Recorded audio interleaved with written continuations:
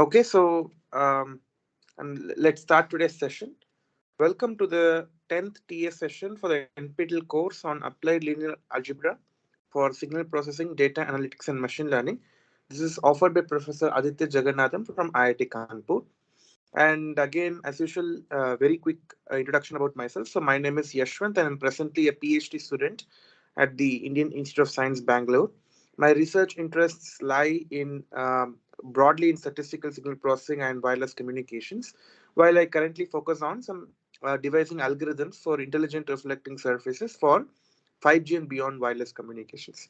You can write to me at this email ID if you have any queries. And to know more about me, you can navigate to this web link.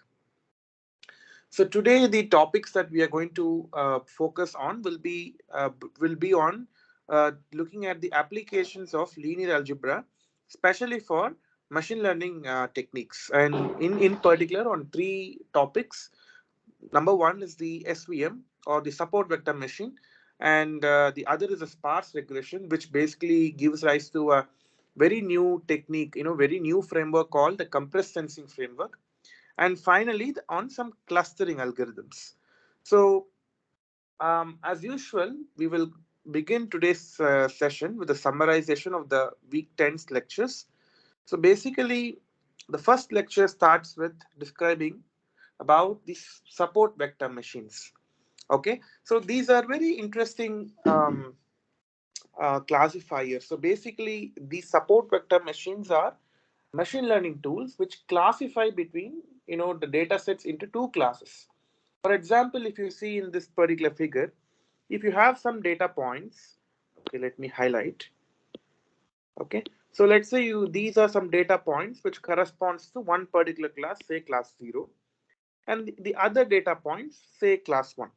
Then basically, if you're given all these data points, the goal of the support vector machine is basically to find a transition or partition line, which basically classifies or which basically separates both the classes. Okay, so by class, what I mean is it's basically a collection of data points which share some particular property, a common property. So you collect all of the such data points and group them, and that is a class. For example, if you see all the data points which are marked in the red color belong to a class, particular class. Say I say it's a class 0, while all the other data points which basically are concentrated by the green dots here, they all belong to one particular class, say class 1. For example, a naive way to think about it is class 0. For example, if you have a group of people, a set of all female candidates, female people will constitute the class of females, and set of all male people will constitute the class of male. You can think about it like that.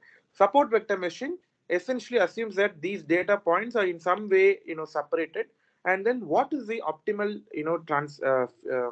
partitioning line that will separate both the classes. Okay, so that you can do a classification. Binary, it's like a binary classification. Binary means there are just two entities, and here you just play with two classes. So the simplest version of support vector machine is to solve a binary classification problem. Okay, one can also extend a support vector machine to multiple classes, meaning you have to now have multiple planes or multiple partitionings which can distinguish one class from another when in the context of having multiple classes in the picture. Okay, so what is a partition? What is this line essentially? This line is essentially a hyperplane. Okay, hyperplane is nothing but it's just a plane, but in an n-dimensional scenario we call this as a hyperplane. That's all. There's nothing more about the term hyper. So basically you can imagine, so there a big plane that separates both these data points. Okay, the task is to find the characterize what is the plane. Okay, so any hyperplane is given by this particular equation. So equation of the hyperplane is given by this particular equation. A transpose x plus b equal to 0. So A transpose is a vector, it's a row vector, and x is a column vector. So for every value of x, you define a particular point on the hyperplane. Much like your classical, for example, if in n dimension, for example, if n equal to 2, that is nothing but just a line. This line is in a particular, for example, this is x-axis, this is y-axis. This line lies in a two-dimensional plane. What is the equation? Equation y is equal to mx plus c, right? So here y can be like, so for example, you call the x-axis x1, y-axis is x2. Okay, then basically your y equal to mx plus c is nothing but x2 is equal to mx1 plus c, right? You rearrange these terms, you get something like mx1 minus x2 plus c equal to 0. Okay, that is same as similar to this equation, but here the x is a vector in n dimension. Okay, for 2 dimension we had two variables x1 and x2. For n dimension we will have an n dimensional vector x, and all the coefficients of the vector x is captured in this vector a. Okay, so basically this is the general equation of any hyperplane. Okay, so that the two parameters which characterize any hyperplane is basically given by the vector a and the scalar b. So there are n for an n-dimensional hyperplane, there are n plus 1 parameters that will characterize the hyperplane. Okay, now suppose if I call this line, okay, this hyperplane, the equation is a transpose x plus b equal to 0. Then what happens is the region, one of the, for example, if you take the region above this particular hyperplane, all will be such that the a transpose x plus b can be greater than 0 or it can be less than 0, no problem. But what is important to notice, it will not be equal to 0, because equal to 0 is satisfied by this plane. Any other point in the region above the plane will not satisfy equal to 0. Similarly, suppose if the region of points with region of points with such that a transpose x plus b is greater than 0 is satisfied by above the region of the hyperplane, then contrapositively, the region, all those data points which lie below the hyperplane will satisfy the equation a transpose x plus b is less than 0. Okay, so basically the entire space is divided into three categories. The space occupied by the hyperplane where a transpose x plus b equal to 0. The space occupied above the hyperplane a transpose x plus b, for example, is greater than 0. The space occupied below the hyperplane a transpose x plus b, for example, less than 0. It can also happen that this guy, the above the plane, is less than 0. In that case, this will become greater than 0. Okay, it really depends on the nature of the vectors a and b. Okay, so this is basically some introduction to hyperplanes and how to visualize the geometry in an n-dimensional space. Okay, now going back to some terminologies as far as support vector machines are concerned, we have the notions of class and the notion of labels. Okay, so basically what I will do is, if I'll denote any particular data point. Data point is a vector because it's a coordinate in an n-dimensional space. So since it's a coordinate of any coordinate in n-dimensional space will have n elements. So every point can be characterized by a vector, where each element of the vector represents a coordinate along one of the axes. So a point in an n-dimensional space will have n coordinates, and hence you can take all the coordinates and stack it as a vector. So any data point can be represented by an n-dimensional vector. Okay, so this x denotes a data point which is an n-dimensional vector. If this data set belongs to class 0, that is, it lies in one of the class, then the notation, the convention that I will be following is that it lies in the region which is basically described by the equation a transpose x plus b is less than 0. That is, all those data points which lie in the class 0 will satisfy this equation, inequality. That is, a transpose x plus b is less than 0. Suppose if on the other hand, if x lies in the class 1, then all these data points will satisfy the inequality. A transpose x plus b is greater than 0. Okay, so this is how I distinguish my classes. Whenever a data point is less than satisfy the first equation, it lies in class 0. Whenever data point satisfies the greater than equal to inequality, that data point lies in class 1. That is how I distinguish, I allocate the classes. Now on top, I allocate something called the label for every data point. So first is to decide under which class a particular data point belongs to. Once I have identified a particular data point, let's say to belong to a class 0, I will also assign a label to every data point present in both the classes. Whenever the data point lies in class 0, the label y of x, okay, y of x is given the label -1. So every data point, yes, is a question. Excuse me, sir. Yes, yes. In Sar's videos, it is taken in reverse way. Class 1, class 0 is with +1, class 1 is with -1. Okay. So, Yeah. okay, you want to have no problem. Then basically, then this inequality will reverse. That's all. Okay. Basically, okay, if you want to have like that, then this will become okay. Maybe we can change it. No problem. It doesn't Yeah. matter. Let us have unique.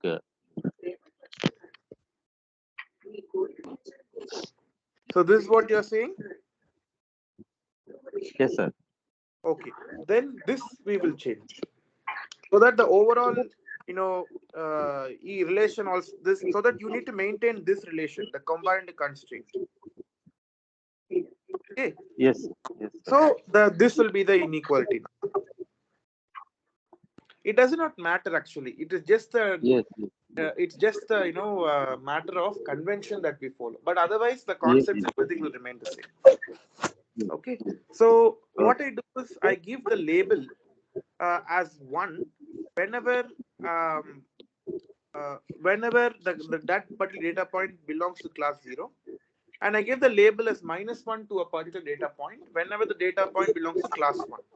Okay, and remember, all the data points in class 1 satisfy the inequality A transpose x plus b is less than 0, and the other hand, A transpose x plus b is greater than 0. That means all these data points belongs to class 0. Okay.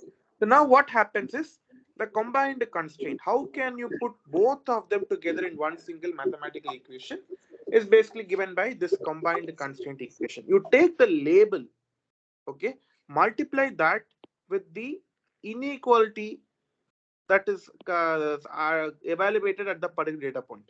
That should always be greater than or equal to 0. Because you see, suppose if my xk is a kth data point. Suppose if xk lies in class 0.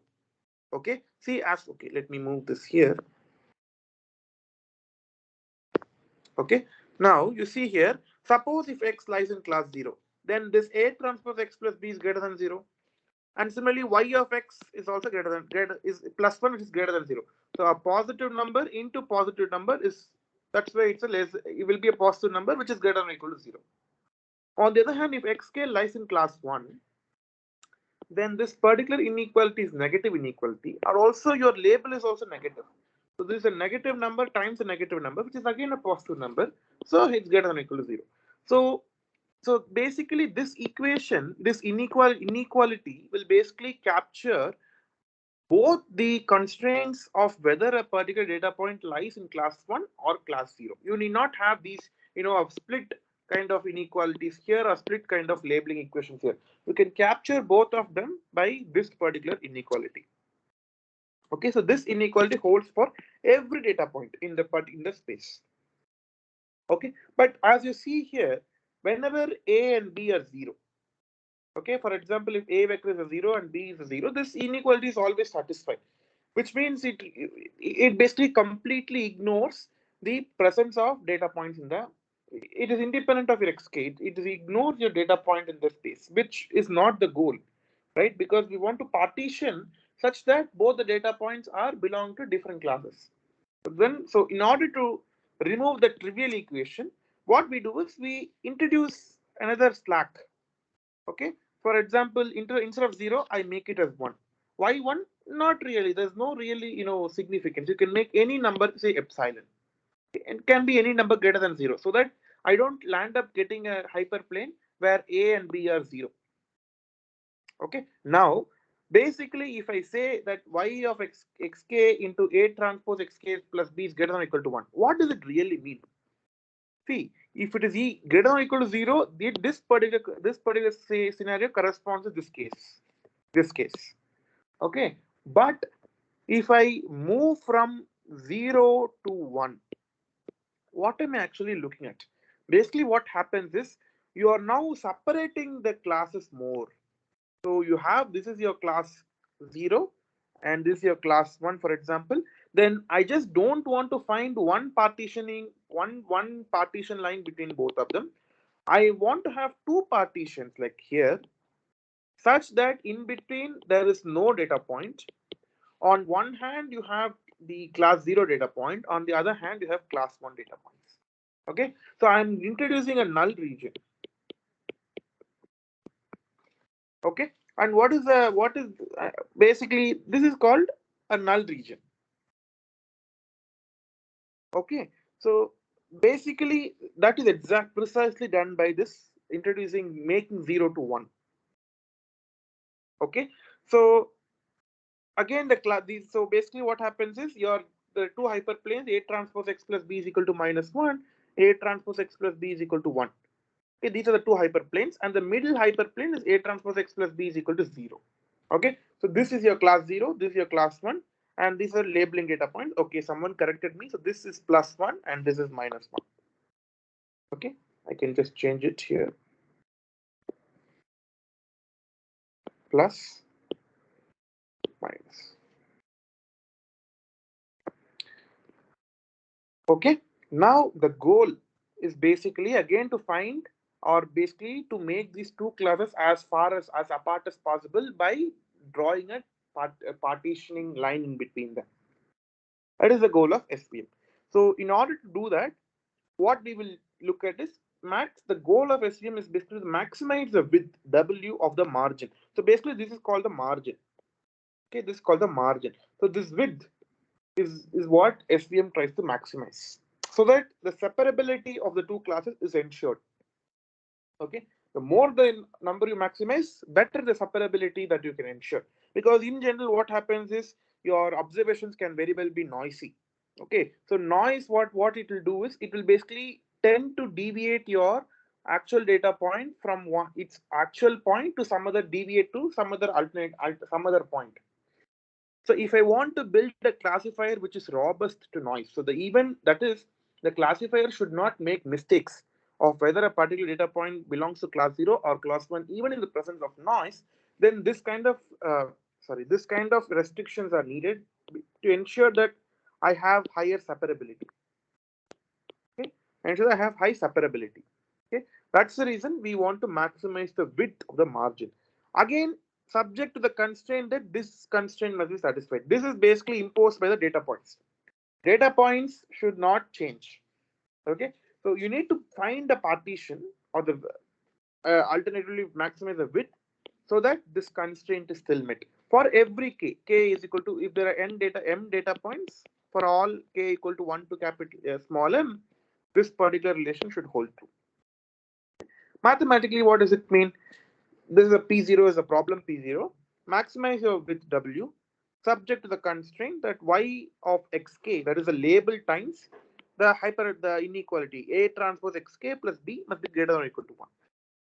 Now in the class, in the lecture, professor had made a detailed derivation on how to measure the distance between two planes. But what he did is um, he took basically a reference point and then drew two hyperplanes, and then he calculated this distance, and then he calculated this distance, and then he subtracted these two distances to get this width W. And he showed that this width scales as 2 over norm of the vector L to 2 norm of the vector A. Okay, he showed that the where A is basically this particular vector, which is basically the coefficient multiplier of the coordinate xk. Okay, so basically your optimization problem is basically maximize 2 by norm of A is L2 norm of A, subject to constraint that y of xk times A transpose xk plus b is greater than or equal to 1. Okay. Now maximizing 1 by norm of A is same as minimizing the norm of A, because maximum value of this attained when the denominator is minimum. So then if this problem is equivalent to solving of the problem, minimize the L2 norm of A subject to the same constraint. Okay, subject to the same constraint, y of xk times A transpose xk plus b is at least equal to 1. Fine. So now basically you can show that this is something called the convex optimization problem.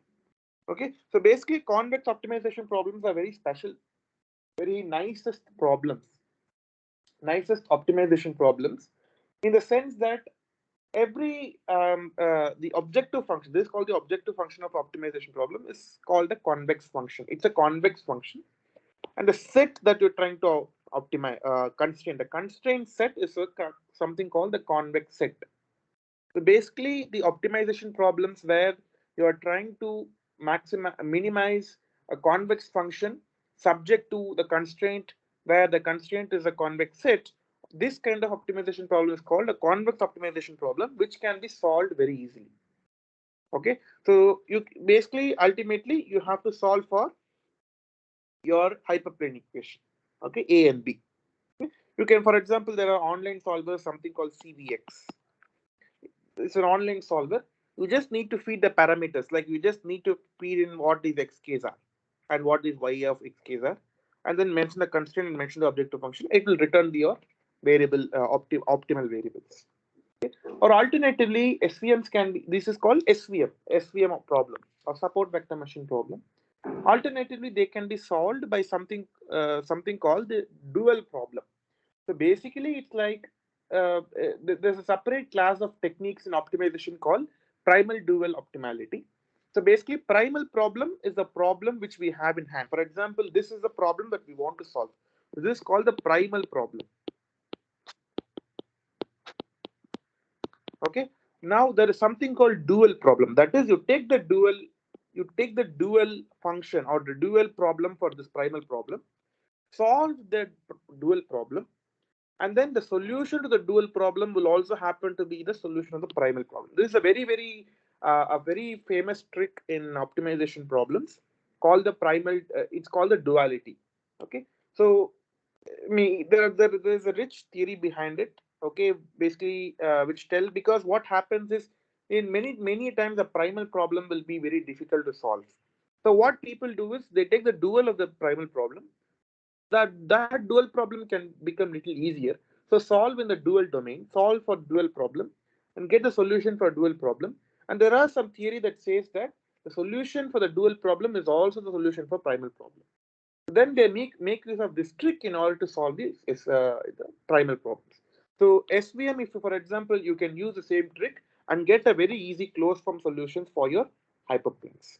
So of course, since this course does not deal with optimization as such, I'm not going to go in detail to that flavor of introducing duality, but I'm just informing you, all of you, that okay, you can solve, using dual problem.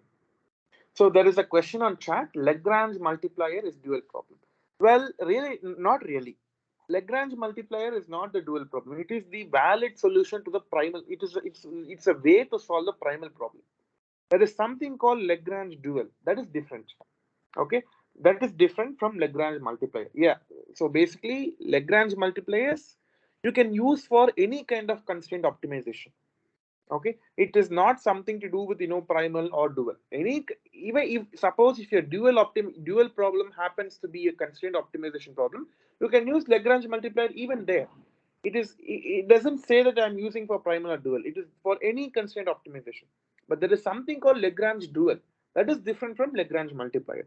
Okay, so there are many varieties of dual. One of them is called Lagrange dual problem of the primal problem. There's some other dual called the Frenchel dual problem of the primal problem. They all they all differ in the sense how do you define or how do you cast your dual problem as. Okay, so that way they differ. But yeah, the thing is dual Lagrange multipliers and Lagrange duals are different. Okay, so you can find more details about this SVM in this book by Christopher Bishop on pattern recognition and machine learning. Okay, it's a very well collection of varieties of machine learning techniques.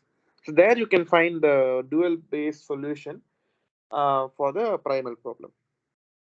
Okay, but of course, as Mr. Anupam pointed out, the we basically one way to approach this SVM optimization problem is to take Lagrange dual and then solve the Lagrange dual, and then you show that the duality gap, as they call, in the optimization literature, the duality gap goes to 0 for convex optimization problems. It satisfies something called strong duality theorem, meaning that the solution to the primal and dual are the same. Okay, so that is the story about SVM. The next machine learning tool that was introduced by professor is on the sparse regression. Okay, so basically regression problem we have, I think, discussed few weeks back in the least square setup, where the goal is basically to understand, given a data point, what is the trend that this particular data point will have in the output. That is, input is given to some weight, and then you get output. What are these functions? F of input. Okay. What is the functional relationship between input and output? Okay. So that was the main problem statement in our regression problem. Now, in this particular setup, we are not just focus on regression. We are more worried about the problem of sparse regression. Okay, what is sparse regression? Basically, it deals with obtaining a linear prediction using fewest number of explanatory variables. Okay, that is, let's say w1 x1 plus w2 x2 x2 square. For example, remember your polynomial fitting. Your function f of x could be w0 plus w1 x plus w2 x square, and so on till wn minus 1 x power n. Oh, sorry, or wn xn minus 1. Correct? So this was something called a polynomial regression. But suppose I don't want to have all n terms. Okay, I don't want to have all n terms. I only want to have fewest number of terms so that it approximates my f of x well. That is called sparse regression. Okay, essentially I'm saying I don't want every variable. I want only few variables which will contribute to my actual output. Okay, for example, if I now consider these weights or these weights vector which I described in the polynomial regression. Okay, suppose if I consider the weights vector to be theta. Okay, and I can if it's an n-dimensional regression, that is, I take n variables, input variables as the input, then I need n such weights in order to linearly combine them. But on top of that, the constraint in sparse regression is that many of these thetas will be 0. Only some of these elements of this vector will be non-zero. Okay, such kind of vectors are called sparse vectors. That is, the sparse vectors will have the number of zeros in the vector will be much more than the number of non-zero elements. Okay, for example, I can just give you an example right here. Example 1 0 0 0 0 1 0. This is a sparse vector. Why? Because the number of zeros is how much? 5, but there's only one non-zero element, so it's a sparse vector. Okay, in fact, there is a way to quantify the sparsity of a vector. Sparsity means the number of non-zero elements. Okay, the way to quantify the sparsity of vector is given by the L0 norm. Okay, so so if you remember long back, we defined what is called a L2 norm, and that time I told you that there are many more norms, but only L2 will be sufficient for this course. Now we are bringing a new term or a new norm called the L0 norm. Okay, so L0 norm is basically takes in a vector as input, and the output is a scalar, and that measures the number of non-zero elements in the vector. For example, if you take this vector x is equal to 1, sorry, 1, if you take this 1, 1 0 0 minus 1, right? And the L0 norm of this vector is equal to 2 because there are only two non-zero elements. These are zero elements. Okay, so the L0 norm basically measures the number of non-zero elements in the vector. But again, I want to caution you that L0 norm is not really a norm because the norm has to satisfy some mathematical properties. And it turns out that L0 norm is basically, it doesn't satisfy all properties. But we just call it as L0 norm just for the sake of, calling in order for ease of convenience. That's all. Okay. Now another related notion is something called the support of the vector x. Support of a vector. What does the support of a vector mean? So support of a vector, first of all, is a set. Okay, it's a set. Okay, such that it collects all such I such that x of I is not equal to 0. What does it mean?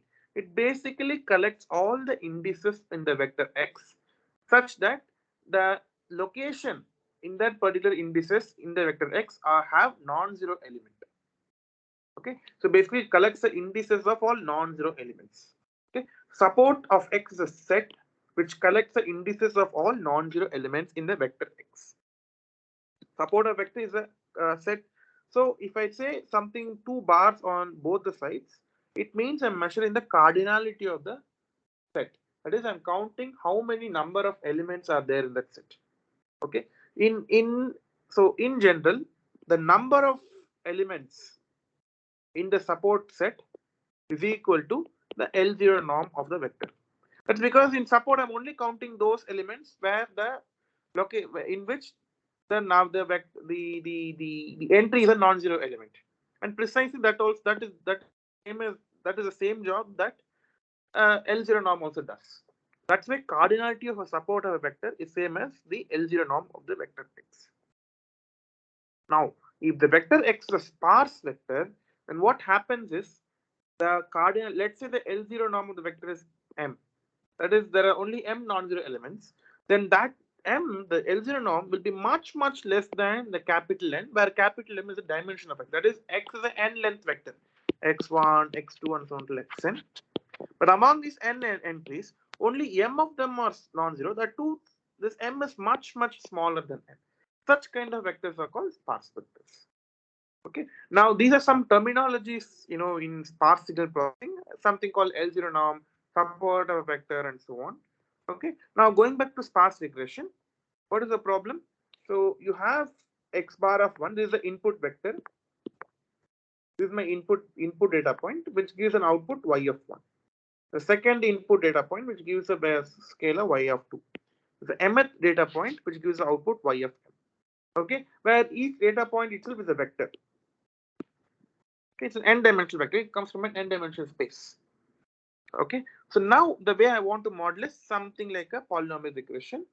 Okay, y of k is equal to x transpose theta, x of k transpose theta, and you do this for all the data points 1 to smaller. Okay, now if this is a model, if this is a data model, then the goal of sparse regression is to find the sparse representation of theta. That is, find the vector theta such that the L0 norm of the vector theta is as small as possible. At the same time, this particular relation is approximately true for every k equal to 1 to k smaller. That is the goal of sparse regression. Okay, to write it better, what I do is I collect all my yi's and stack it as a vector, which is called y in c power m. I collect every of my data point and stack it as a matrix. I call that matrix as x, which comes in c to the m cross n. And I collect all my variables, okay, which basically determine the functional relationship between input and output of a regression model as theta in c to the n. So you have y is equal to x theta.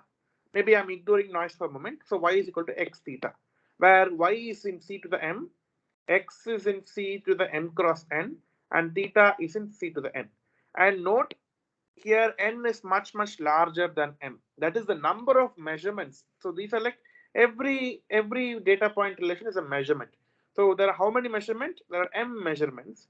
So the underlying assumption is the number of measurements is much less than the number of the dimension of the data point. Okay.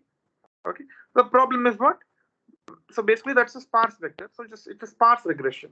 So the goal is find the theta such that which minimizes the L0 norm of your theta, subject to the constraint that y is equal to x theta. Okay.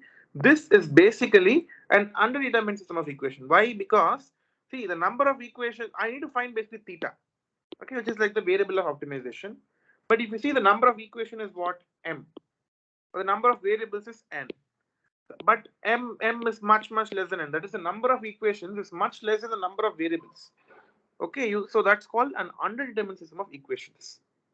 Okay, and this problem is precisely called the core problem of the compressed sensing theory. Okay, let's see why the term compressed sensing. What is the meaning of the term compressed sensing? We'll see one of the problems today. Right, the goal of a compressed sensing problem is basically something like this. I want to minimize the L0 norm of a vector. Basically, I want to find the sparsest representation of a given vector. Okay, for example, y is not sparse, but theta is sparse. In which domain? When you sense it, when you use a measurement matrix X. Okay, we'll basically go on to when we go to the compressed sensing problems. Why compressed sensing? The motivation for compressed sensing. We will understand about these terminologies. So now, how to solve this equation? Okay, so if I solve for this theta, that is going to be the solution for the sparse regression. How to solve for theta? Algorithm called this from the solution of compressed sensing called the orthogonal matching pursuit. It's a very well-known algorithm. Okay, let's consider now. Let's just go over what that algorithm says. Consider the problem: minimize over x such that or minimize L0 norm of x such that y is equal to ax. Okay, so here this y is an m length vector. It's called the measurement vector. The matrix A is an m by n matrix called the measurement sensing or measurement matrix, and the vector x is called the sparse vector with dimension n such that this n is much larger than n. This is the setting. How to solve this optimization problem? One of the greedy solutions to this problem is the above problem is OMP, that is orthogonal matching pursuit. Okay, how does this algorithm run? Let's go over it. So input to this algorithm is basically you need to know your measurement matrix A and your measurement vector Y. So given A and Y, this algorithm will recover the sparsest solution X. So you need to find X. So initialization. So for this algorithm, I will initialize two things. One is S of 0, that is basically support set. Okay, and X of 0, which is a sparse vector. Okay, so I initialize my support set to a null set. That is, I say that there is no non-zero element in the set, and I'll keep on updating one by one, which is a non-zero element, and I'll add that to this set S. And X of 0. So this 0 indicates iteration 0. That is the starting point. Okay, and initially the solution is X is equal to 0. That's 0 vector. Now what I will do is I will repeat these 4 steps or 3 steps are the main steps of the OMP.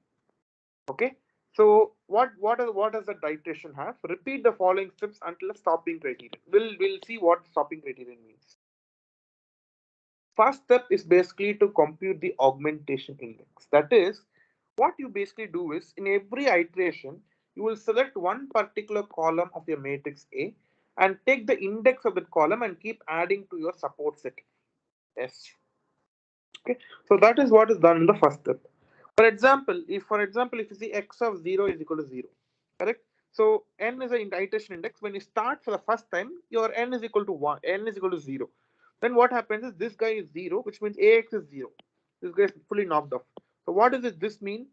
A Hermitian Y, take jth entry and take the mod. Okay, take the jth entry. So A Hermitian Y is a vector. See, A is an m by n matrix, is an n by m matrix. Y is a m by 1 vector. So A Hermitian Y will be a n by 1 vector.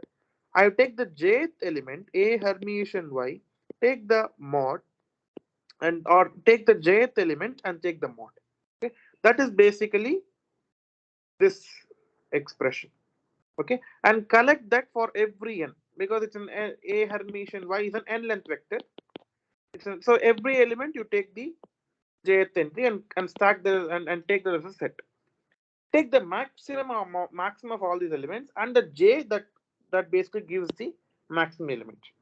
Okay, that basically gives you the j. So basically jn plus 1 is the index in the matrix A or the column vector, index of the column vector in matrix A, which maximizes this term A Hermitian times y minus ax of n. This y minus ax of n is called the residue. Okay, because it is a residue, means it's some kind of error.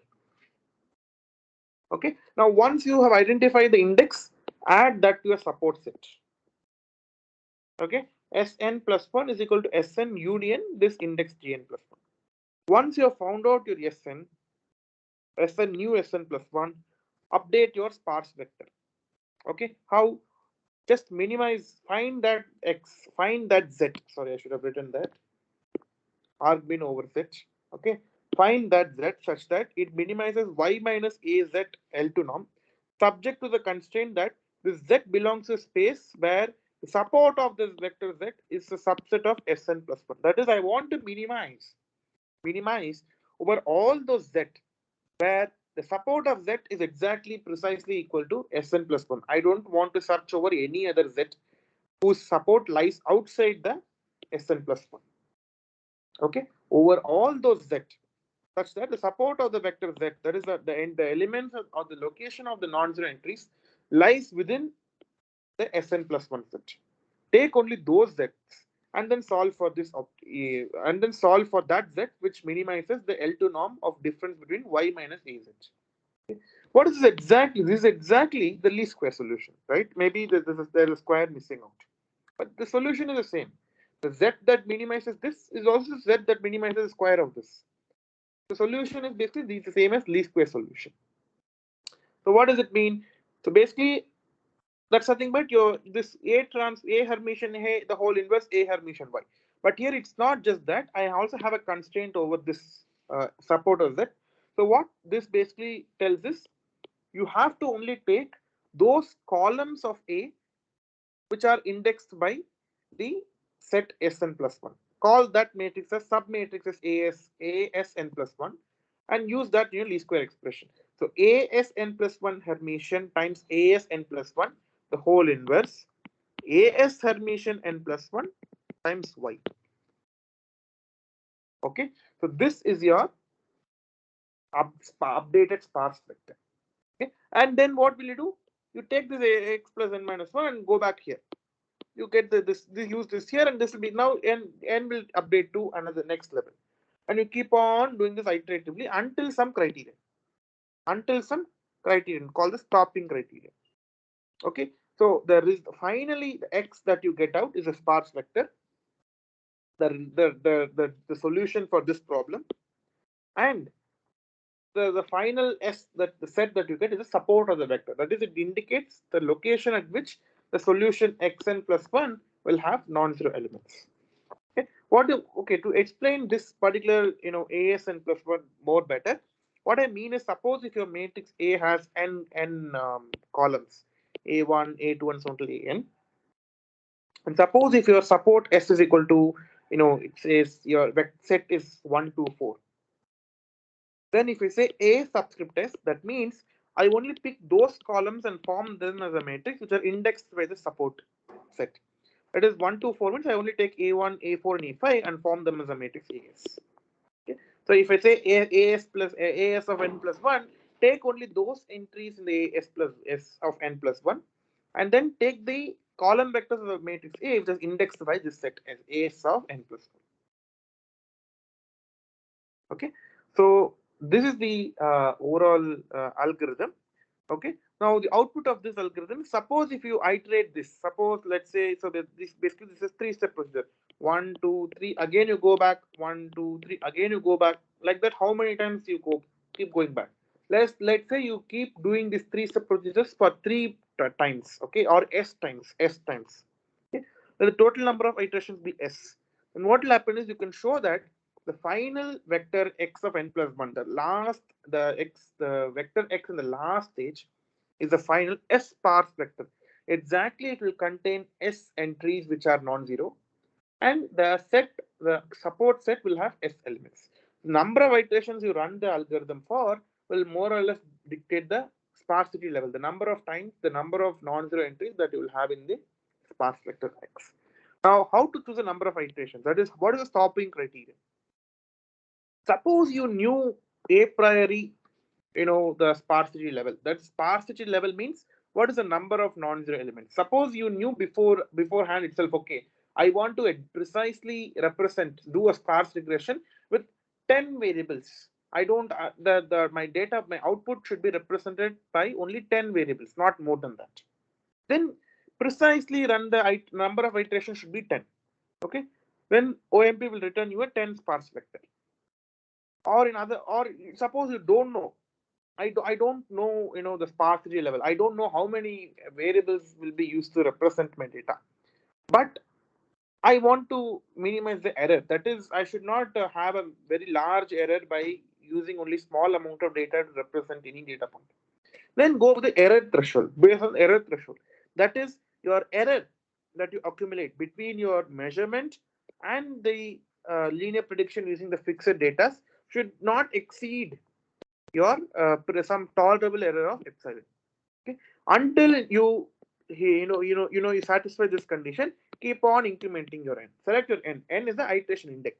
Iteration, if n equal to 1 means you're doing 1 iteration. If n equal to 2 means you're doing 2 iterations.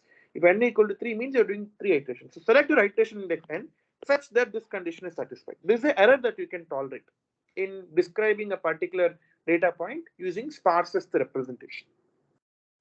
These are some of the ways by which you can choose this stopping criteria. Okay, so that basically is the story of the second algorithm. The third is the clustering algorithm. Okay, so this clustering algorithm is again a very, very important algorithm. Okay, so this technique comes under the broad class of unsupervised learning. Okay, so unsupervised learning means you don't have any labels on the data set.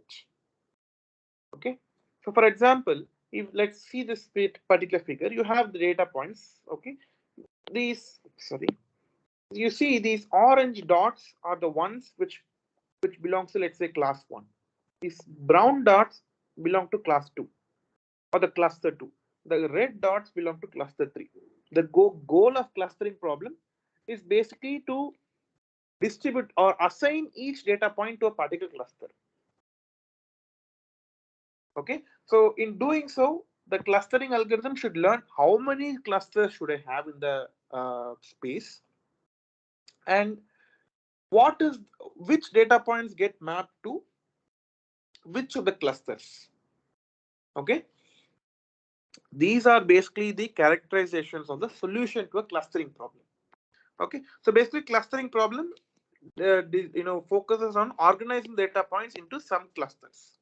One solution to a clustering problem is called the k-means clustering problem, where you define your number of clusters to be equal to k. Okay, so generally a more general clustering problem should also identify, based on just by looking at the data set, by processing the data set, it should not only assign the data points to a particular cluster, it should also dynamically choose the number of clusters that is needed. But in k-means, you do some relaxation, saying that okay, I just want to have k clusters. Then what is the best I can do in terms of allotting every data point to one of the clusters out of the k clusters? Okay, so basically k-means algorithm organizes the data into k clusters. You basically allocates every data point to one of the k clusters. That is basically k-means clustering. Okay, so in doing so, how does k-means clustering work is there's something called the notion of a centroid. Every cluster is assigned a centroid. Okay, that is the center point of a cluster. If there are k clusters, you will have, say, k centers, call them as C1, C2, and so on to Ck. Then every data point is assigned a cluster dependent label. Okay, for example, if the data point 1 comes under, let's say, cluster 1, then it'll have a particular 1 label for this class, but outside this class, this data point will have a label 0. Okay, so that's what I'm describing in this particular expressions. So alpha, okay, so I define something called alpha I of j. Okay, so this number, this alpha I of j, is equal to 1 if the jth point lies in the ith cluster, is equal to 0 elsewhere. For example, you see this figure 1, 2, 3. These 3 data points lie in C1, right? So that means this alpha 1 of 1 is equal to 1, alpha 1 of 2 equal to 1, alpha 1 of 3 equal to 1. But these 3 points does not lie in the second cluster. So alpha 2 of 1, alpha 2 of 2, alpha 2 of 3 all are 0. Similarly, the points 4, 5, and 6 lie in cluster 2, but not in cluster 1. So your alpha 2 of 4, alpha 2 of 5, alpha 2 of 6 all will be 1. But your alpha 1 of 4, alpha 1 of 5, and alpha 1 of 6 will be 0. This is called the cluster dependent label to every data point. Okay, so in the chat, there's a question. Cluster is mean as centroid, so it is k-mean. Correct. So k-mean, basically what happens is, okay, I will tell you why it's called k-means. I will tell you. So it's basically like the solution. Okay, so in a way that's correct. You basically take the mean of the data points to find the cluster. Okay, so that's why it's called k-means. That's correct. We'll again come at that solution. Okay, so basically the way to solve this is again by an optimization problem. Okay, I want to minimize over all such labels. Assigning the label is basically finding the clusters. Also minimizing over all centroids. Okay, such that the total cost function, the sum total of all the cost functions. Okay, so if you see this particular term that measures the distance between the jth data point and the ith centroid. Okay, that is the ith means center of the cluster I. Okay, that is the distance. Okay, this is a weighted distance because I'm multiplying with the class label. I want to minimize this distance as small as possible so that I can, that will be minimized only if I do the best possible clustering. Otherwise, I cannot minimize. Okay, so this J index runs over all the data points in a particular, all the data points, and I index runs over all the clusters. Okay, solution is very simple. In the class, professor would have derived it using alternative optimization. First you fix your centroid, then compute your alpha, then you fix your alpha, then compute your centroid, and do it alternatively. So professor would have derived some closed form expressions, but I'm going to directly give you the final operational solution to this problem. Okay, so let's see what the solution is. Suppose I'm given all the data points. Okay, x1, x2, and so until xn. This is a given data set. So the goal is to find the optimal clustering of all these m data points into k clusters. I define k a priori. What is my k? Okay. Now initialize randomly. I will initialize the centroids. Okay. I will randomly initialize all my k centroids. There are k clusters, so there will be k centroids. Randomly initialize each of these centroids. Okay. In iteration one, now iterate between these two steps. Step one and step two. In step one, assign each point x of j to the cluster whose centroid is closest. Okay. So basically, suppose if I take this as centroid, this is centroid, these are data points. This data point is closer to this cluster, and this data point is closer to this cluster. So make this data point as this cluster, and make this data point as this cluster. That is what is step one. Okay. So every data point you assign it to the closest centroid of the cluster. Now, for every cluster, you would have gotten some data points, right? Recompute the centroid of every cluster by taking the mean of all the data points to which you have assigned in step one. Okay, that is why it's called k-means. Exactly, you take the mean of all the k clusters. That's why it's called k-means algorithm. Okay, so and then you do iteratively between. After some iteration, after stopping criterion, you will see that they have been optimally clustered. So in order to understand better, I have done some pictorial. I have given some pictorial representation here. So let's see this particular data. It's a two-dimensional data points. Okay. For example, you see here, these are the different data points. They are unclustered. Okay. But we know from visually, we know that this is one cluster. This is one cluster.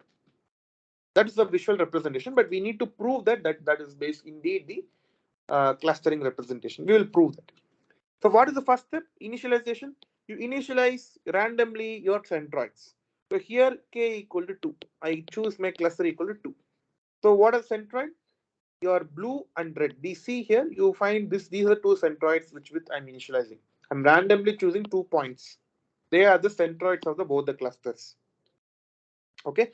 Now what I do, I take every point here. Okay, and then see. Suppose if I take, okay, let me zoom in. I take this particular data point. Okay. Now this data point, you tell me, can you even tell me, is this a data point closer to this or this? Is it closer to blue star or blue cross, or is it closer to red cross? This data point.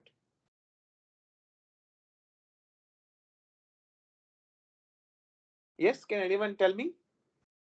You can just unmute and talk, no problem. Blue cross.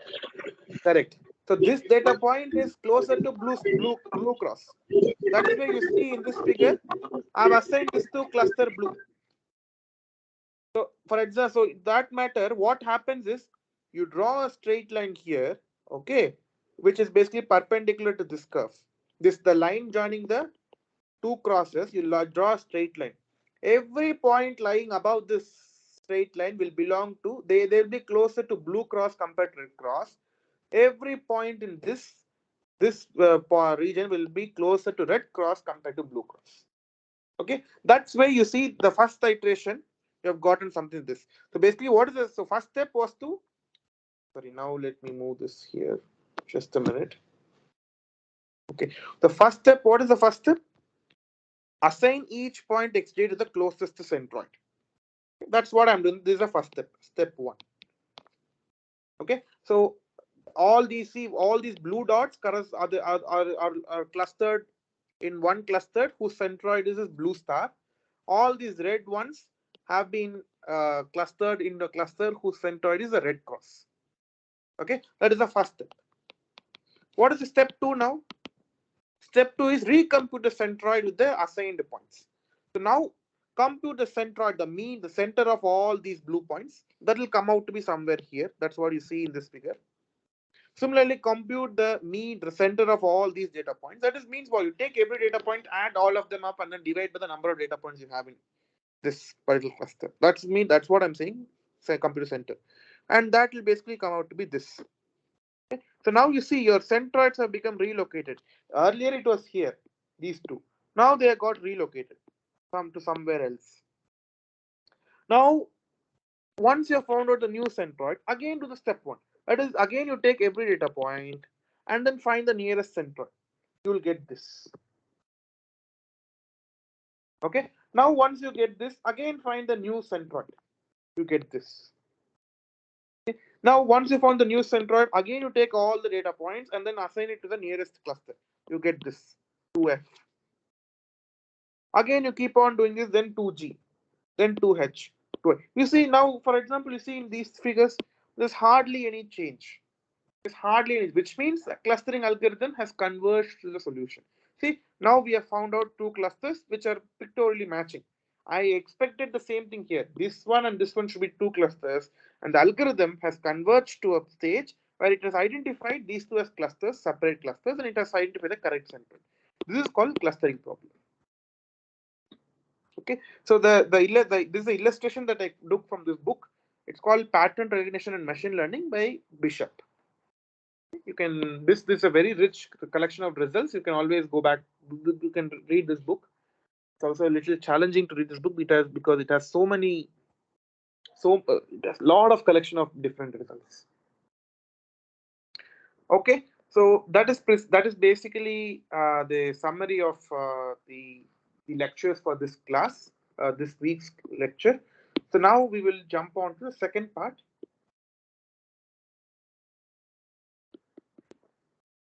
on tutorials.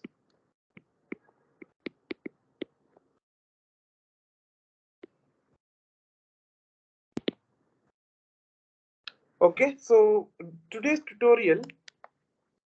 So in the today's tutorial, the first question will be understanding, little bit about compressed sensing. The question one is basically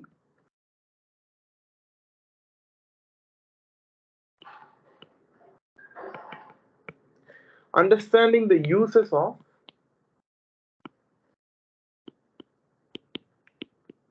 compressed sensing in time frequency representation. Let's see what this time frequency representation means.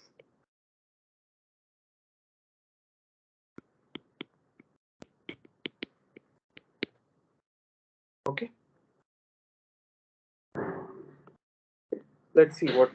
So to understand, consider the signal. Okay, consider your signal x of t or your function x of t is equal to a cos 2 pi ft. It's basically sinusoidal signal or a cosinusoidal signal where t ranges from 0 to 1. 1 second or 0 to 1. Okay, let your sampling time, your ts, is equal to 0.001. Okay, that is nothing but your 1 millisecond. Okay, then the sampled signal is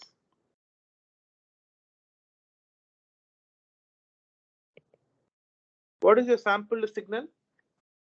X of n is equal to a cos 2 pi f t will become nts, but the ts is nothing but 0.001. Okay, so this is nothing but a cos there's a 2 pi. Okay, so 0.002 pi fn. Okay, let f equal to 2 hertz. Okay, then what is your x of n? A cos 0.004 pi n. Okay, so this is a sampled signal. Okay, so if I plot the spectrum, or not the spectrum, the time domain signal, let's say before sampling x of t was like this, with the magnitude of this equal to a, and your sampled signal, let me write continuous signal and sampled signal.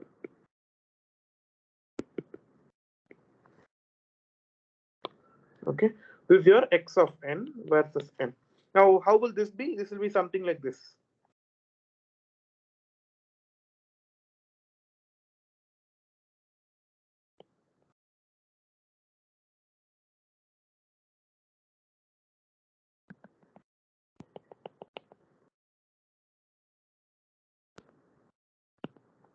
Okay, what is this? Can anyone tell me what is this t equal to? What is n equal to?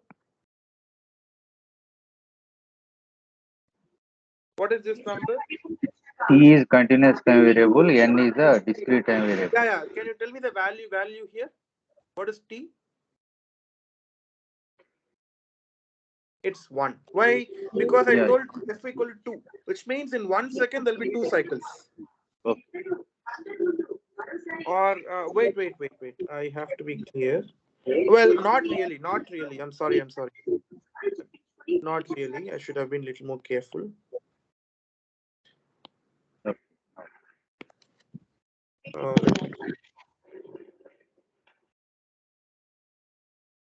This is 1 cycle. Okay. Now can you tell me what is t equal to and what is n equal to? T is equal to 1 by 2. Correct. What is n? That is how many samples would you have seen? 500, right? Yes. You see here, because I take 1,000 samples in 1 second, because that's how my sampling time is. So in 1 second, in the 1,000 samples, in half a second, there'll be 500 samples. Yes. Okay, fine. Now, this is my time domain representation. Let me do my frequency representation. Okay, so basically, okay, let me finish the story. So if I collect my x, okay, x of n, let's call that as x signal. Let's call this as x of 1, x of 2, and so on till x of n. Okay, where n equal to 500. It's a vector in C to the 500 cross 1. Okay, so it is basically a long 500 cross 1 vector. But now what is speciality? What is the speciality of this kind of signal? Is basically, you see, every element is a non-zero value, because you see, maybe except here and here there'll be 0, but that's a very small. There are only 2 places out of 500 it's a 0 value. Everywhere else it is non-zero. But there is one there's the characteristic of this signal. It's a cost signal, right? Correct. So, but what happens is if your x of n you take, if you apply your DFT, that is your Fourier transform, you will get something like a by 2 times delta of f minus 2 plus delta of f plus 2. I mean, it should be something. It's not f. What I mean is it should be. Yeah, I mean, I meant k. Okay, f only, no problem. F by 2. That is what I meant to say is, if you take the spectrum of this signal, it will be like this.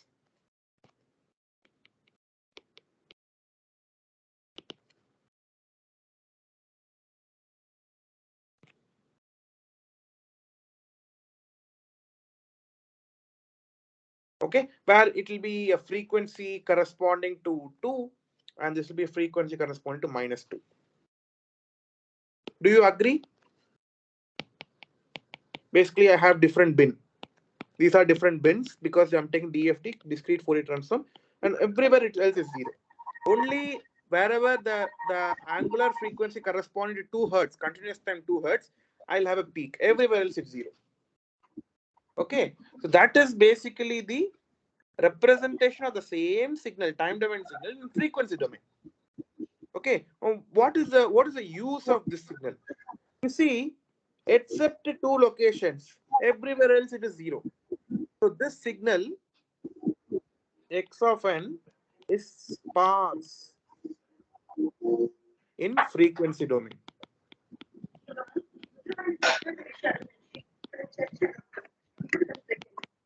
Correct? It's sparse in frequency domain. Then, so what is the advantage? That is, therefore, only only 2 values needs to be stored.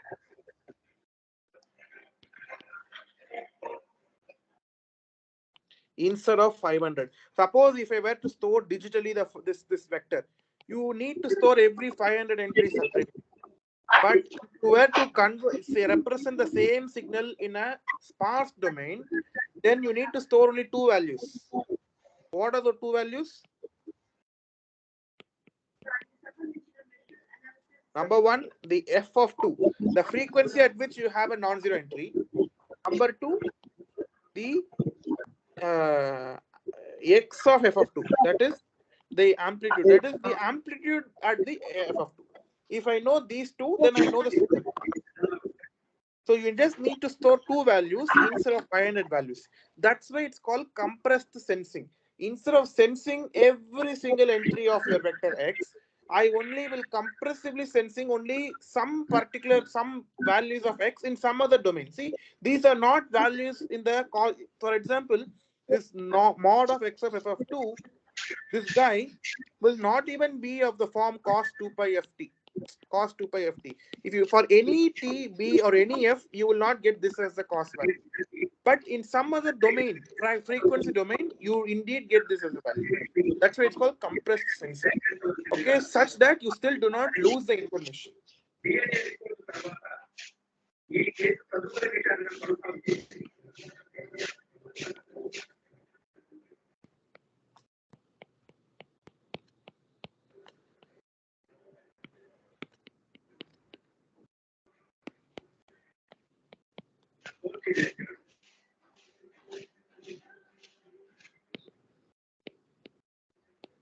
Okay, so is there any questions?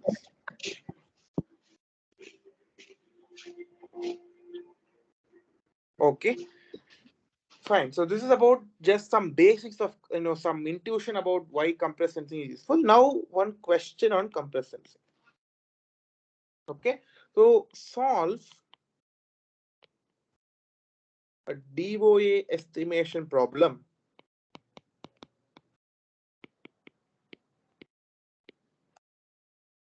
using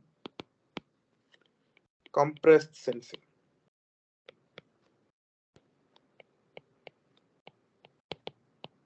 Okay, so basically, I think a couple of weeks back, a professor had given about, he covered this particular problem of DO estimation using the methods like music, right? So now we will see how to solve the same problem, but by using compressed sensing techniques. That was a subspace based method. This is a compressed sensing based methods.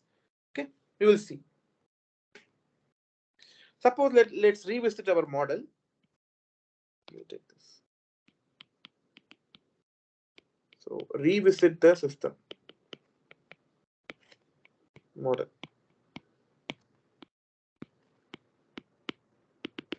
Okay, so you have a sensor, you have an array here. Okay, maybe I'll draw like this. You have an antenna, let's say antenna array, which is made up of n antennas or n sensors. Okay, let's say you have a source here. You have a source here. You have a source coming up from this direction. So this is 1, 2, and so on till p source. There are p sources, each having its own direction of arrival at the receive antenna array. The task is to basically find the DOA of every source. That is basically your problem in DOA estimation. Okay. Using a let's say data point, received signal.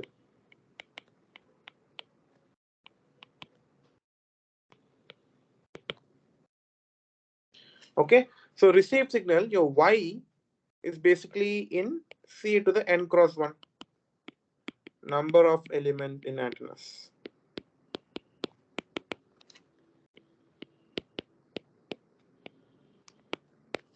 Okay. Oh, sorry, antenna and the array, not antennas, in the array. Okay. So you can write your Y is equal to A or A of theta 1 S1 plus A of theta 2 S2 and so on till A of theta P SP plus some noise n. Okay, where your A of theta I is basically your array steering response vector or array steering vector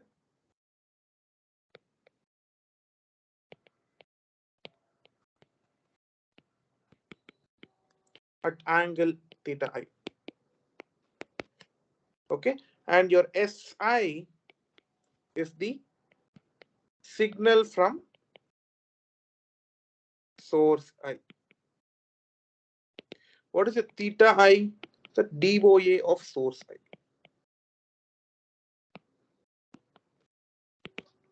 Okay, what is the goal? Given Y. Okay, given Y, estimate theta 1, theta 2, and so on to theta P. That is your DOA estimation problem. Okay, so let's now see how to use compressed sensing and how does the problem gets changed, when you use compressed sensing technique in order to estimate all your theta i's. Okay, so what I will do is I will recast the model as follows. So you have Y equal to summation over A of theta I SI plus n. Okay, times 1 equal I equal to 1 to P. This can be written as a capital A times small vector S plus n. Do you agree? I think all of you will agree because this is something we saw where the A is equal to, the matrix A is equal to A of theta 1, A of theta 2, so on till A of theta P. And your n vector is equal to noise vector. Sorry, I should define what S is. Your S vector is equal to S1, S2, and so on to SP. So this guy, this matrix A, is a matrix of dimension. It's a complex matrix of dimension n cross P. What is the dimension of this vector S? What is the dimension of the vector S? P cross 1. Yes, correct. It's P cross 1. Okay. So and your this n is basically your n cross 1. And your y is also N cross 1. Okay. Now I'm going to do this. S is not sparse, right? This S, everything is not zero. Where basically maybe to just write S1 not equal to S2 not equal to and so on till SP not equal to 0. Okay. All of them are some signals, some non-zero signals coming from P different directions. Now what I will do is I will introduce a sensing matrix, and in that domain I will make the vector X sparse. Let's see.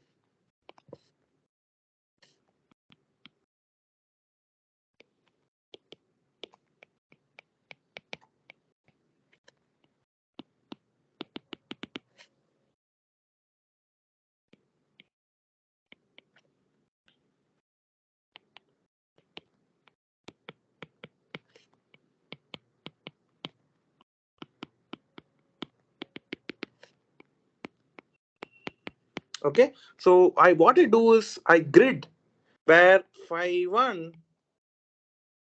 Okay, maybe I'll write like this: span of phi 1, phi 2, so on till phi d equal to the range minus pi by 2 to plus pi by 2.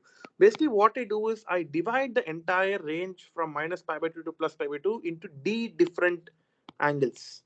Okay, call that as phi 1, phi 2, phi 3, phi 4, and so on till phi d. Okay, now I would like someone to tell me, if I write my received model, my received vector y is equal to some the may tilde times s tilde. Okay, is s tilde sparse? Okay, where, okay, maybe I don't want to tell that. Can anyone guess? Can I make this system? Then see, earlier I had y is equal to as plus n. Okay, for a moment ignore noise. Okay, for a moment let n equal to 0, because first let's try to understand how to sparsify this vector s. Let n equal to 0. Okay, now can anyone tell me, can anyone try to guess, is s tilde sparse or not?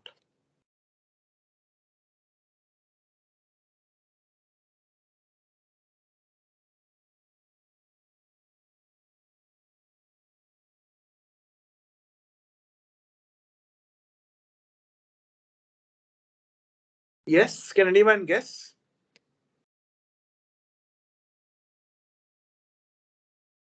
Okay, so let's try to do it. No problem. The answer is, I'm telling you, the answer is S tilde is sparse when D is much greater than P. Now, would anyone want to try how I can make S tilde as sparse under this condition?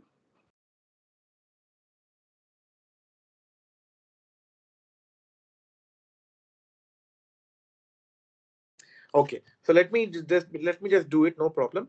So intuition is as follows: how was S tilde becoming sparse?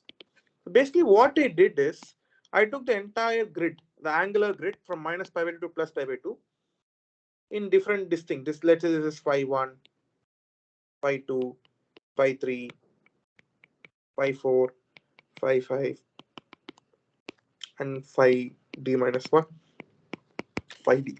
Okay. Now the key point is when d is much larger than p, what happens is there are p true angular direction of arrival, right? What happens is only some of these, for example, this will be first source. This will be the d theta 1. For example, the theta 1 will be your phi 3, and your, for example, your theta 2 will be phi 5. Some other phi will be theta 3, and so on till let's say theta p. So of all the phi d, there are d phis, right? This is phi 1, phi 2, and so on till phi d. Among these d angles, only p angles will be the exact direction of arrival. The signal coming from every other direction which do not have theta, which where you don't have a theta to phi mapping, the signal associated with that angle will be 0. Okay, now if you write down the S tilde vector, it's going to be sparse. Okay, so basically, example, if theta 1 equal to, let's say, minus 30 degrees, theta 2 equal to, and let's say 60 degrees. Okay, and phi 1 equal to, let's say, minus 90. Phi 2, let's say, equals to minus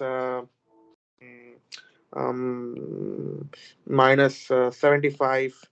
Phi 3 equal to minus 60. Phi 4, basically I'm gridding the entire interval in the width of 15 degrees. And phi 4 equal to minus 45. Phi 5 equal to minus 30. Phi 6 is minus 15. Phi 7 is 0. Phi 8 is 15. Phi 9 is 30. Phi 10 is 45. And phi 11 is 60. Phi 12 is 675. And phi 13 is 90. I've graded from minus 90 to plus 90, but my actual direction of the arrival is only at minus 30 and 60. So then what will happen to your data? Y is equal to your A tilde, A of phi 1, A of phi 2, so on till A of phi 13, right? Times your S tilde vector.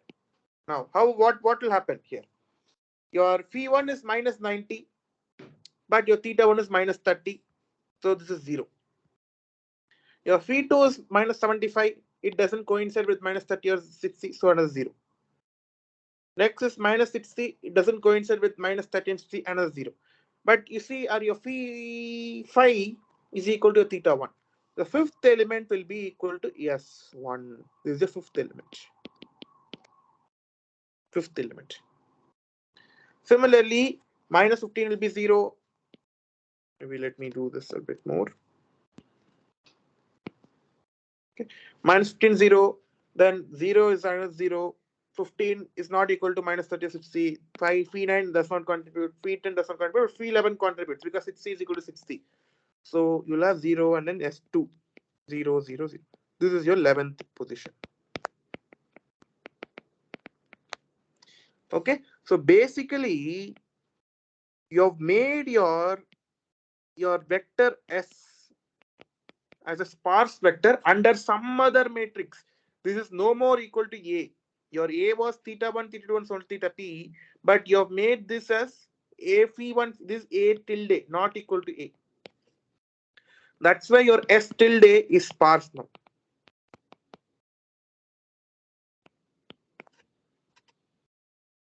Correct? Here your P was equal to, what's the value of P here? What is P? 2. Yes, it's 2. Correct. It's 2. So only 2. So exactly, is S tilde sparse now? Which sparsity level? What is the sparsity level? Is equal to P only. There should be exactly P entries of S tilde which should be non-zero. And the position of those P entries should correspond to your actual direction of arrival and in your sensing matrix A tilde. Okay, that is how you are you introduce the sparsity notion in your direction of arrival estimation signal problem. There's a question in chat. Array matrix is 13 by 13 fixed. No, there is here. No, this is not 13 by 13, right? The number of columns is 13, but the number of rows is the number of elements in array. It's an n by 13 matrix. It's n by 13 matrix.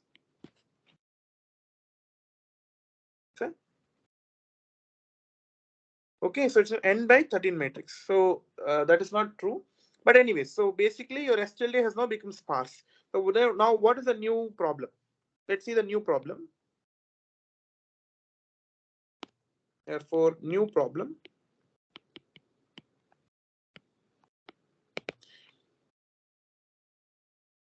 Your theta 1, theta 2, and so on till theta p estimate is obtained as follows.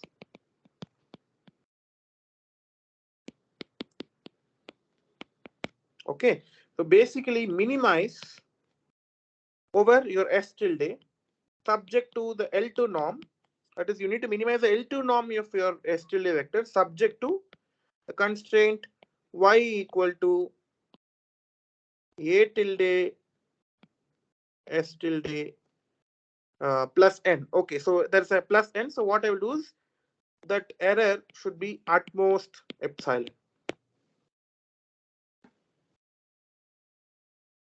Okay, or if you knew the noise a priori, I can always write like this. If you knew what n is, you can write like this. Okay, so basically now what is the advantage? Now how do I find theta p? I've only found how do I find all theta i's, theta 1, theta 2, and so on, theta p? I don't know. Okay, how do I do is I will first obtain my S, right? Sparse vector S. I will read the location of all the entries of S, and then read the corresponding. So if I know that the solution of this problem gives me a non-zero entry at the fifth position, I will go back to my fifth column in the A tilde, which is my own matrix. I will read the corresponding phi phi. What is phi phi? Phi phi is minus 30, and so that is one of the direction of arrival. So you do a reverse engineering. So basically, you find the sparse vector, and then you basically read out the support set for this vector S, and then you go back and do a reverse engineering and find the direction of arrival. Okay. So this is how you can use a compressed sensing technique in order to read out the direction of arrival of the different P sources. Then use the support set of the estimated sparse vector to obtain the estimates.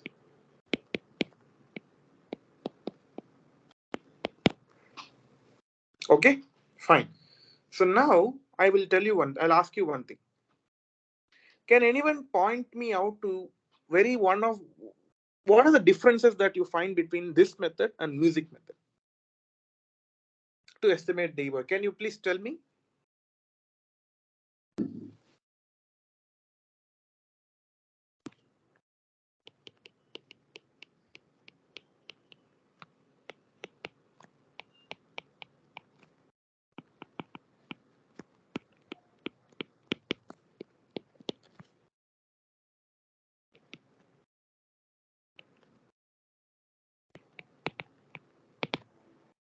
Yes. So you remember in music, we wanted to collect multiple wires, multiple snapshots in order to form something called the covariance matrix. But here you see, with just one snapshot, I am able to solve the problem because I don't have any covariance matrix of anything of that sort. Right? That is the advantage of using compressed sensing.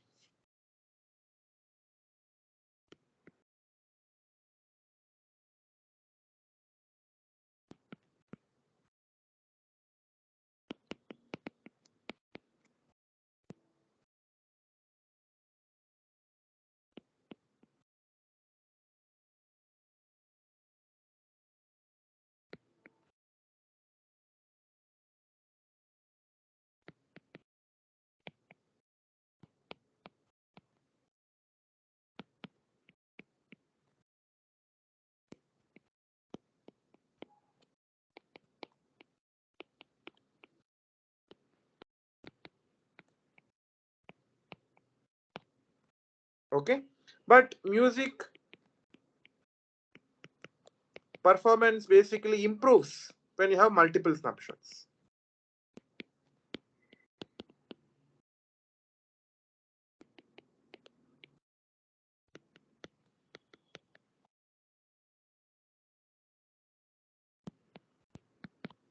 Okay, that is the advantage of compressed sensing. But there is one limitation, which basically what compressed sensing demands is, suppose if your P increases, that is if the sparsity level, so here S tilde is a P sparse vector, that is it has P non-zero elements. The compressed sensing theory says that the solutions of the compressed sensing problems should follow the rule. It's necessary that the number of measurements here, for example, y is a vector. It's a vector of what is the length? N cross 1, where is the number of antennas or number of arrays.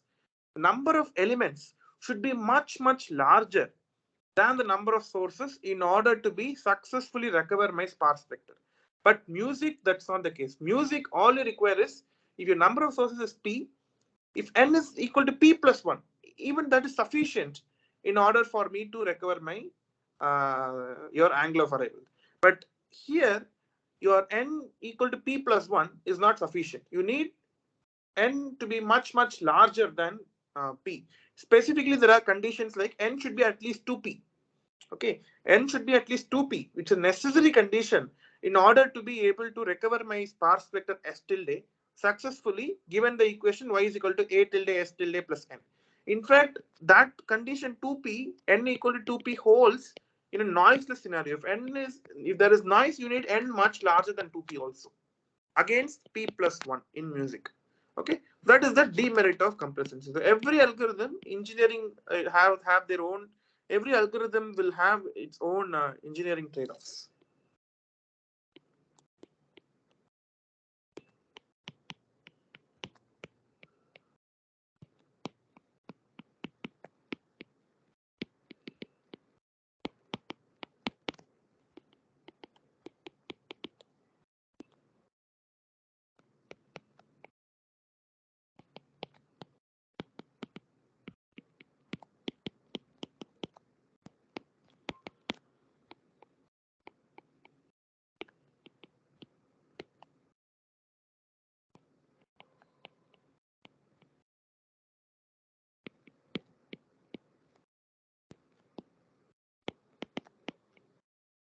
Requires at n to be 2p for successful recovery of p sparse vector. If I say something is p sparse vector, that means that vector has p number of non-zero entries. Okay, so this is basically some of the key differences. There are many more. Basically, there are many variations of compressed sensing algorithm, something called multiple measurement vector based sparse recovery, block sparse recovery, piecewise block sparse recovery, and nested block sparse recovery. There are many varieties. It's a very rich literature that has been separately studied today. So even if you see image processing people, if you want to represent a given signal as in a fewest representation basis, they basically change the domain. For example, here I have changed the domain, the basis. Instead of representing my data model as A, I have now changed my matrix as A tilde, which is different from A. The columns of A are a subset of the columns of matrix A tilde. But as such, I've changed the matrices. That's why I've been able to incorporate sparsity in my vector S. Okay, so there are many variations. Even image processing people do that. The same image can be represented as sparse representation in some other basis. For example, they call something as discrete cosine basis or discrete cosine transform, DCT basis. Okay, so they leverage many of these techniques in order to be able to represent the same signal with as small information as possible without losing any information. That is basically the goal behind compressed sensing. Okay, so now we are already at 7:36. Maybe what we can do is we'll take a break till 7:42, and then we will resume again for a little while. Okay, yeah, there is a question. Can it be related with PCA? That's a very good question. Yes, indeed, because PCA also tries to find the compressed version. Okay, but there is a small difference. In PCA, you do have some losses. Okay, because the moment you project your data onto the principal component, you are trying to ignore the data representation from other components. But in most of the compressed sensing algorithms, you want to preserve as much information as possible. Okay, so there's a trade-off actually. So basically, it's a trade-off between what is the sparsest I can do in PCA. You can ask the same question: how many principal components should I choose in order to be able to represent my signal with as low error as possible? You can always relate that question to a compressed sensing problem, saying what is the sparsest representation I can do, so that I can represent my data as without any loss. So that way, yeah, you can pose a similar problem. Okay, so it's 7:37 now. Let's meet at 7:42 and we'll discuss some more for today's class.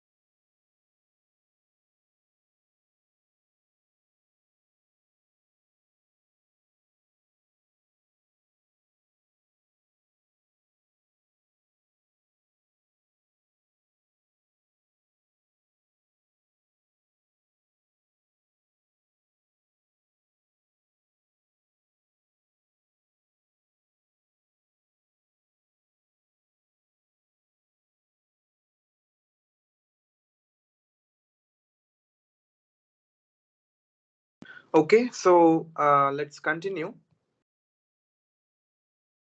Okay, so just as a confirmation, can anyone confirm if I'm able to, if you're able to hear me and you can see my screen?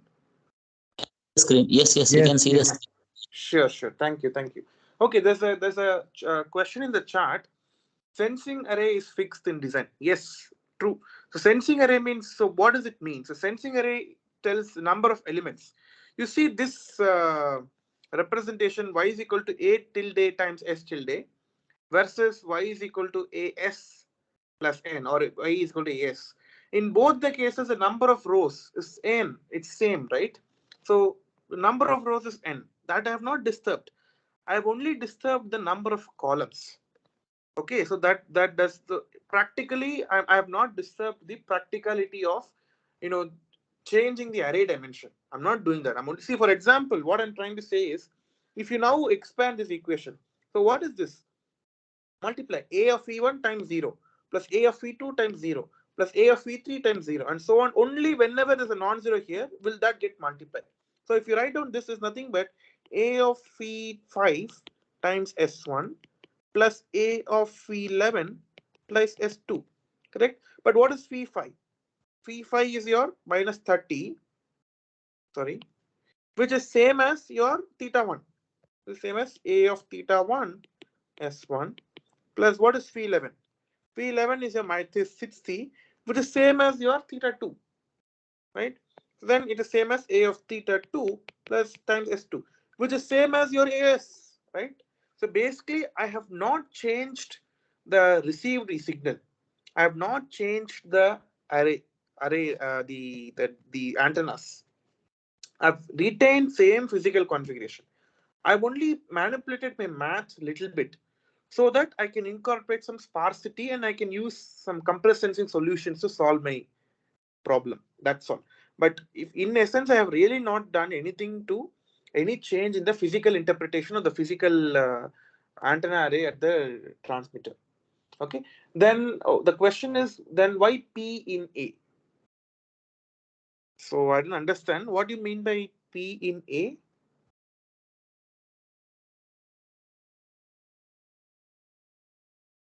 So I have taken P equal to 2. So I will have 2 A's.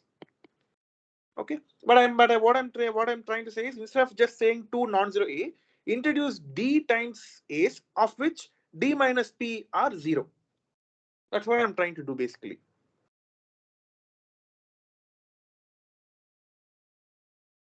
Okay, so I hope that clears your doubt.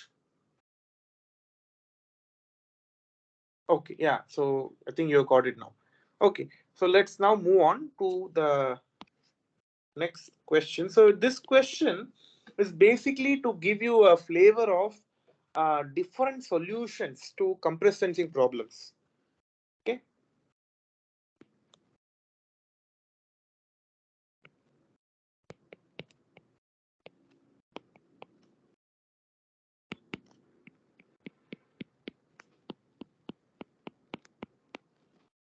Okay, so basically there are a lot of solutions. I'm just going to, I will not give you the exact solution because that is a rigorous optimization problem. I mean, optimization solution that you have to understand. But we will look over, okay, when you just look at a problem and you have different kind of constraints, what does each constraint mean? How do they physically affect the solution? So these kind of eyeballing things we will look at in this particular question. Okay. So one particular solution to compressed sensing problem was discussed by professor in class, namely that's the greedy solution called the orthogonal matching pursuit. Okay, but you can also adopt non-greedy solution. Greedy means whichever is the best, you keep selecting that in every iteration. That's what you do in compressed sensing in your OMP, right? You select the best column first, and the next best column, and the next best column. You do that iteratively. So that's called a greedy solution. Greedy solution to solve an optimization problem. But there are other ways to solve it from first principles. There is something called optimization theory. So people who are familiar with it, there's something called Lagrange multiplier. There's something called the KKT conditions. So using these first order and second order necessary and sufficient conditions, you can systematically write down the solution and you will arrive at the solution to the problem. So that's a systematic way to solve a problem, solve an optimization problem. That's not a greedy. It's not a greedy framework. Okay, so let's see some such techniques. Okay, so the underlying system model is basically y is equal to ax plus n. Okay, so y here is the measurement. Okay, it's a measurement vector in C to the m. Okay, this A is a sensing matrix in it's a in C to the m cross n, and your x is a sparse vector. Okay, it is in C to the n. This is your noise in C to the m. Okay, the goal given another is m is much less than that is the number of measurements is much less than the number of the dimension of your sparse vector. Okay, so what is the goal is basically given y and a, solve for sparsest solution of x. That is the goal of compressed sensing problem. Okay, so what that is basically the main problem. Basically, if you write down the actual problem is minimize the L0 norm of x with respect to x subject to y equal to ax. This is my actual problem. But it turns out that in computer science literature, people call this as something called NP-hard problem. Okay, so NP-hard problems are those kind of problems which cannot be solved in polynomial complexity. Okay, so maybe let's not go in depth, but all I'm trying to say is this is not a easily solvable problem. Okay, so this I would just qualify it by saying it's difficult to solve. Okay, so it's difficult to solve. So, but this is the actual compressed sensing problem, right? Because I want to minimize the number of non-zero elements while still maintaining the relation y is equal to ax. Okay, so in literature, what they do is, let me move on this. Wait, just a minute. Okay, so in literature, what they do is they do something called L0 L1 relaxation. Okay, L0 L1 relaxation. That is, you replace your L0 norm by L1 norm. Okay, let me call this problem as P0. Okay, this is a basic problem that I am interested in solve, but it cannot be solved easily. So I'm going to propose many varieties of problems whose solutions can be approximately the solution of the actual problem P0. Okay. So I'm calling P0 can be casted as an equivalent problem, which is given by do same thing except that minimize with respect to x the L1 norm of x subject to y is equal to x instead of L0 norm. So for again, let me tell you what L1 norm is. L1 norm is basically you take the sum of the magnitude of every entry of the vector x plus xn. Okay, this L1 norm. Recall x. What is L2? It basically take the magnitude square plus the second magnitude square and so on till xn square and take the under root. This is L2. In L1, you don't take the square and don't take the square root. Just take the magnitude of all the entries and add them up. That is called L1 norm of the vector x. Okay, so basically I have changed your L0 to L1. That's the only difference. But one can ask, okay, what is the guarantee that the x, which is a solution for this problem, is same as call this problem as P1. Okay, what is the guarantee that the solution to P1 problem is also the problem for P0? What is the guarantee? It need not be, right? Indeed, there is a guarantee under one condition. Okay, P1 and P0 are equivalent. Okay, that is equivalent means they have the same solutions. If and only if the matrix, the sensing matrix A satisfies the null space property, which is actually different from what perhaps most of you would be thinking. It is not the same as what you've known, because there's something called null space property. That is what null space property says is if there is a take any element, any vector in the null space of A, and if I want to recover a sparse vector successfully using the L1, using L1 relaxation based problem, then every subvector of length S should have a norm less than the complementary set of the particular vector V X. Okay, so what I mean to say is that is the norm of Vs must be strictly less than norm of V's complement for every vector V in null space of A, where Vs means any subvector formed from V which is sparse. Okay. Vs complement is the complement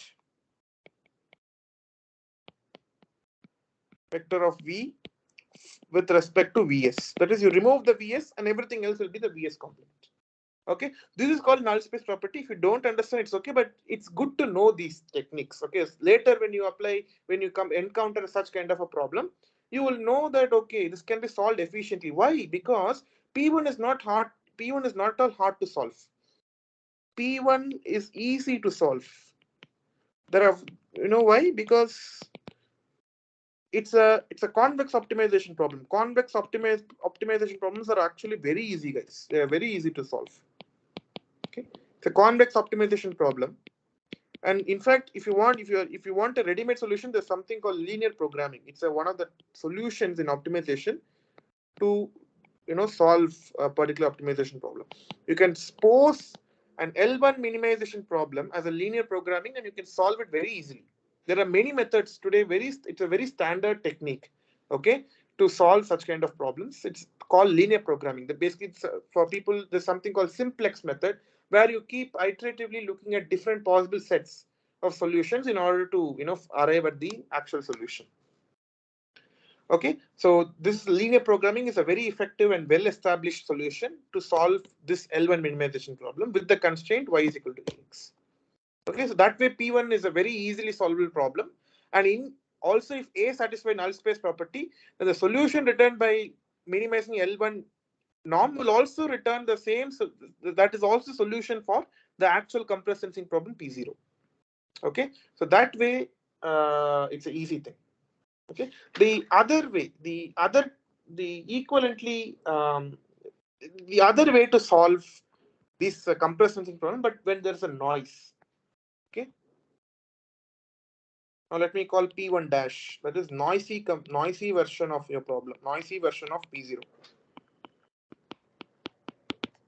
Okay, that is minimize your X L0 norm subject to y equal to ax plus n, where there's a noise. Okay, in addition to the observation, you also have a noise. Okay, there are two ways basically. Okay, either you can solve this, or you can also solve something like this: minimize with respect to x, not with respect to x. Yeah, x. Reduce the error between your observation and your actual representation ax, but subject to the condition that your L1 norm must be at most epsilon, because this means I'm trying to keep my L1 norm as minimum as possible. At the same time, minimize the error in my representation. This will also lead to compression solution while satisfying this minimal, because you cannot make it 0 because it's a noise. Okay, so this problem is called lasso. It's a very, very famous technique in machine learning. It's called lasso. Okay. If, for example, now if I use method of Lagrangian, okay, it's a constraint optimization problem. By method of Lagrange,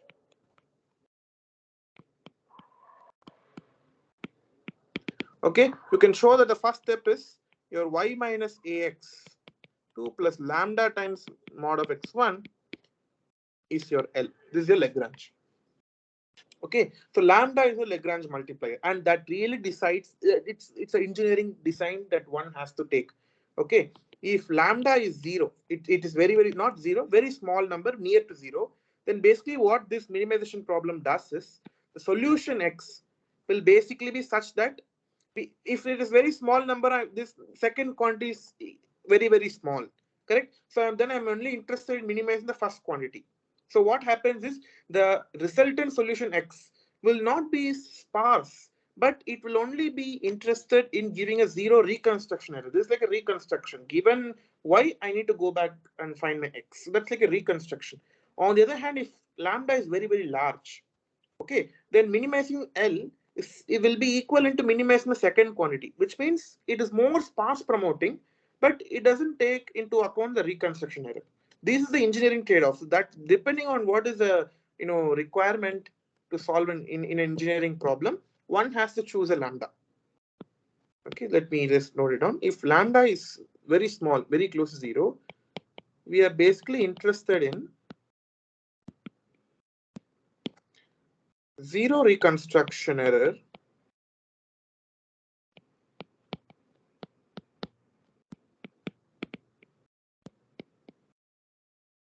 but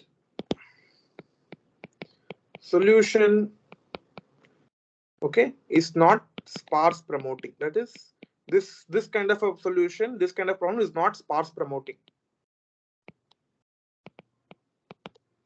But if lambda is very large, let's say it tends to infinity, is very, very large number, then solution is sparse promoting,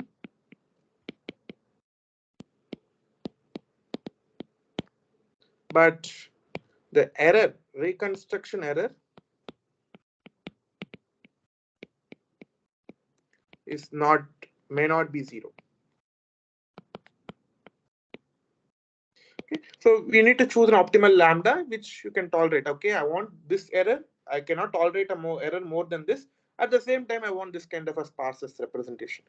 This is like an engineering trade-off. So this is like, you need to understand when I'm given an equation, what are the engineering aspects hidden behind the equation, and depending on that you need to solve your system. Okay, so there's a question in the chat. Please solve some problem. So basically, this particular this particular question I cannot solve it because it will then go to a rigorous optimization based techniques, which is beyond the scope of this course. So you can take an optimization course if you want to have a rich course or a rich set of problem solving as sessions on optimization based questions. Okay, so it's already 8:01 now. Let's stop for today.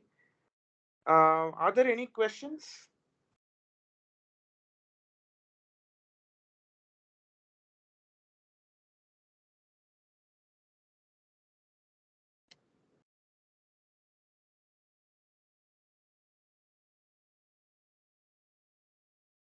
Okay, if there are no questions, we can stop for today.